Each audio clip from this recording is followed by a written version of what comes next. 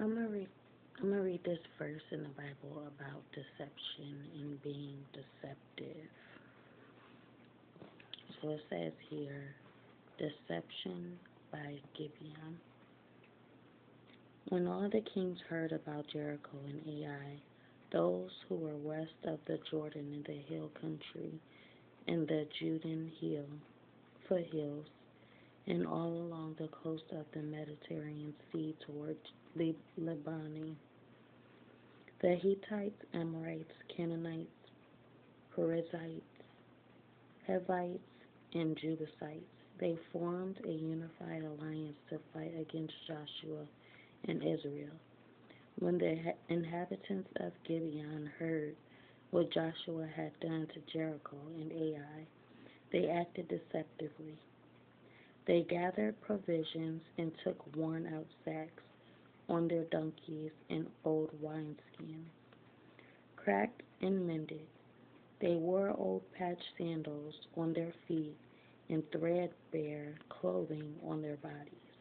Their entire provision of bread was dry and crumbly. They went to Joshua,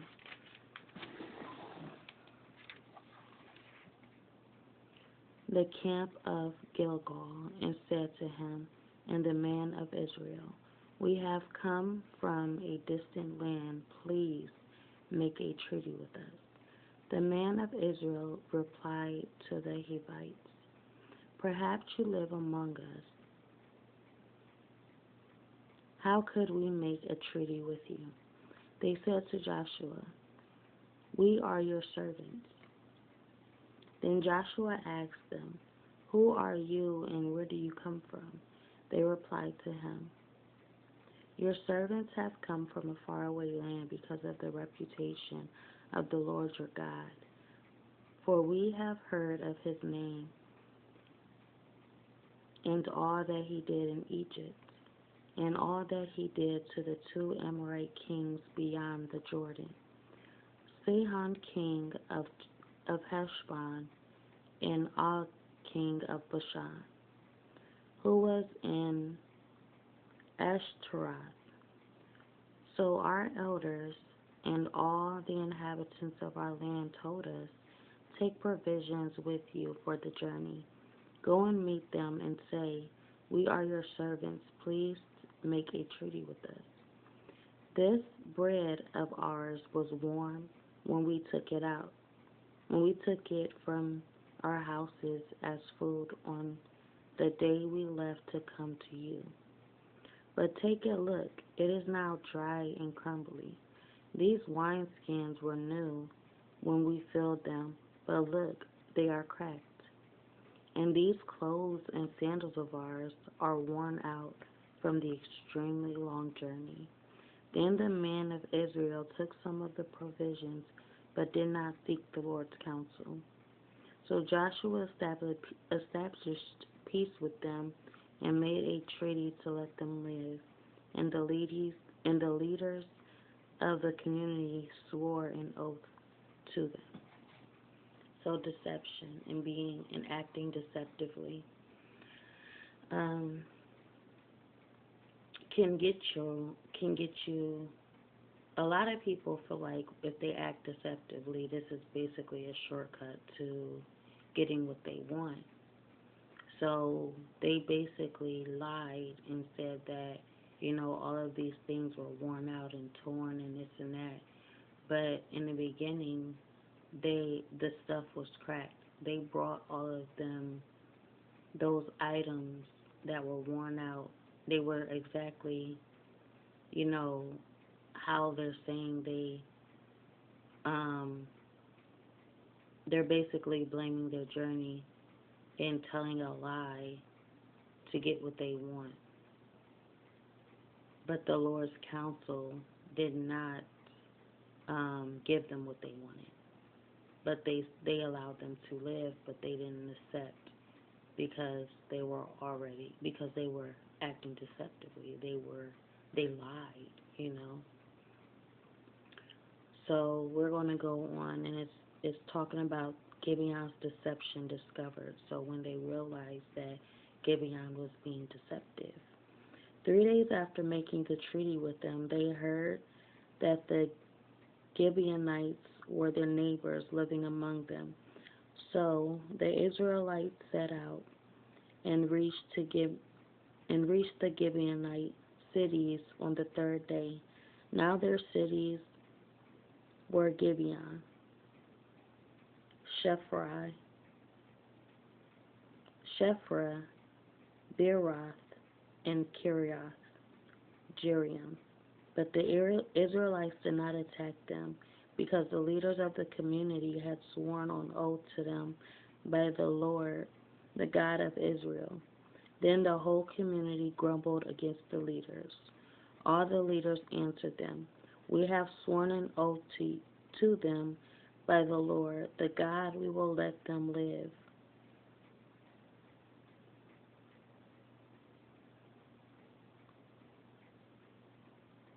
We have sworn an oath to them by the Lord and God of Israel, and now we cannot touch them. This is how we will treat them. We will let them live so that no wrath will fall on us of the bath, because of the oath we sworn to them. They also said, "Let them live." So the Gibeonites became woodcutters and water carriers for the whole community, as the leaders had promised them. Joshua summoned the Gibeonites and said to them, "Why did you deceive us by telling us you live far away from us, when in fact you live among us? Therefore you are cursed and will always be slaves, woodcutters and water carriers for the house of my God." The Gibeonites answered him, "It was clearly communicated to your servants that the Lord your God had commanded his servant Moses to give you all the land and to destroy all the inhabitants of the land before you. We greatly feared for our lives because of you, and this is why we did this. Now we are in your hands. Do to us whatever you think is right." This is what Joshua did to them. He delivered them from the hands of the Israelites, and they did not kill them. On that day, he made the woodcutters and water carriers as they are today for the community and for the Lord's altar at the place he would choose. So yeah, all you have to do is like just be honest and and tell the truth. But the fact that they wasn't honest, it did get them in trouble. But they were also afraid, and this is why they acted the way they did. So they didn't kill them because they knew that they were already fearing for their lives. But they cursed them and made them slaves because of what they had done.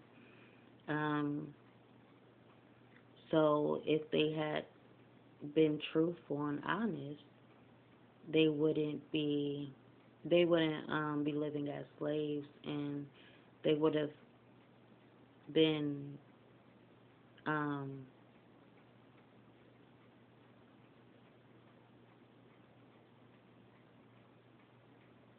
and most likely they would have gotten what they wanted.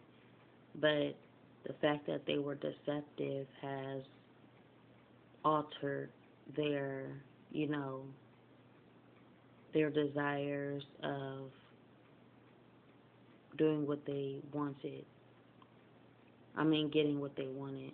Um, it's altered their trust, so therefore they can't be trusted, and this is why they have to live um, to serve the people, because how can I trust you to be around if you are acting deceptively?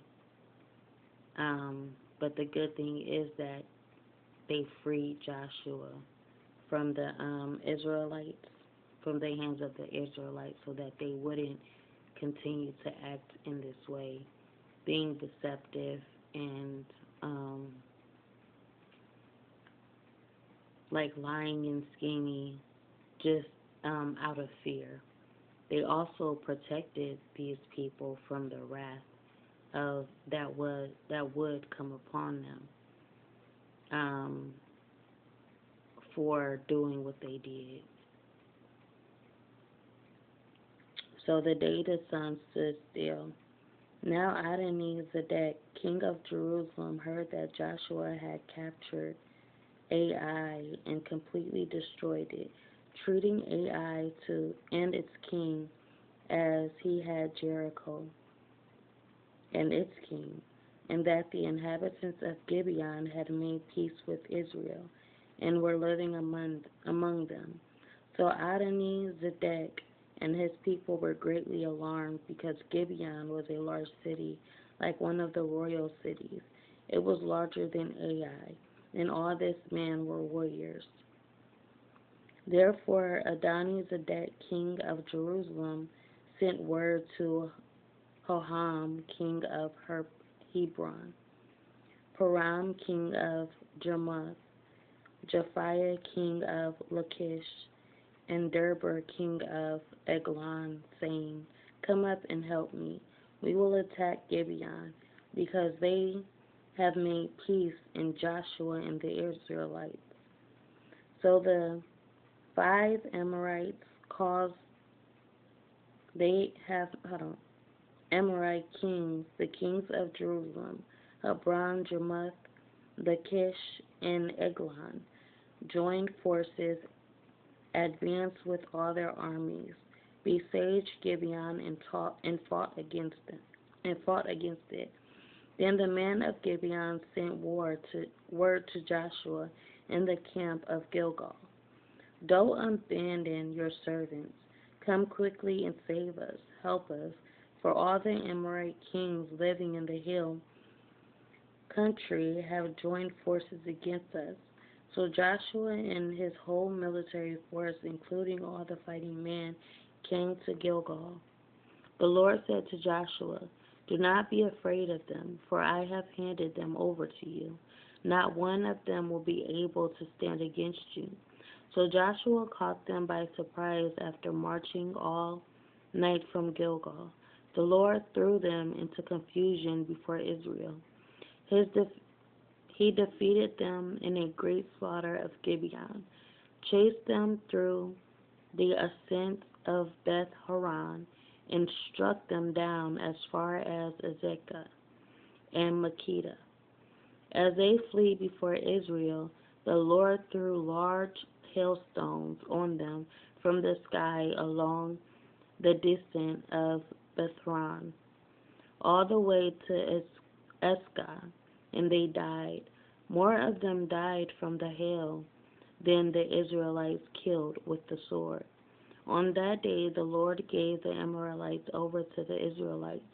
Joshua spoke to the Lord in the presence of Israel. Sun, stand still over Gibeon, and the moon over the valley of Ajalon.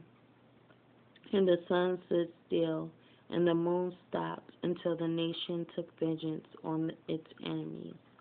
Isn't this written in the book of Jashar? So the sun stopped in the middle of the sky and delayed its setting amongst a full day.